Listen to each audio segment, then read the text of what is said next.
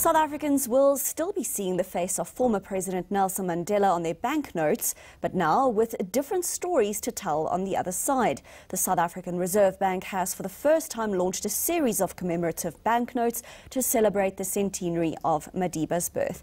ENCA's Heidi Jokas was at the launch.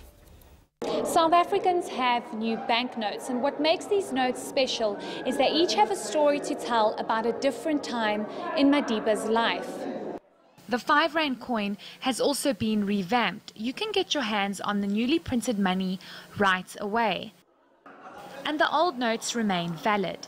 The Reserve Bank says the new series did not come at any additional cost, and each note commemorates a different defining moment in the former president's life.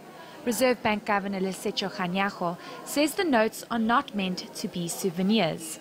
If you want them to appreciate, you must deposit it into the bank. Because if you deposit it into the bank, they will then earn interest. If you hold on to them and you look at them and it says, how beautiful are these notes? They are just that. They will be like beautiful ornaments that you would have.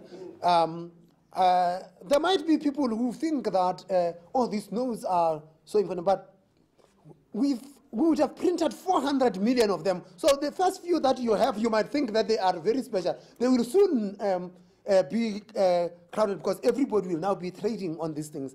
These notes are, as we say, they are meant for us to connect with each other, to pass the values of Madiba to each other. So transact with these notes.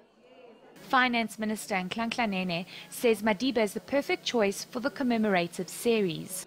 And a banknote's identity is defined by how it communicates through all its constituent elements, such as images, colors, typography, and by values of a nation that it reflects, as well as the feelings and emotions the banknotes evoke.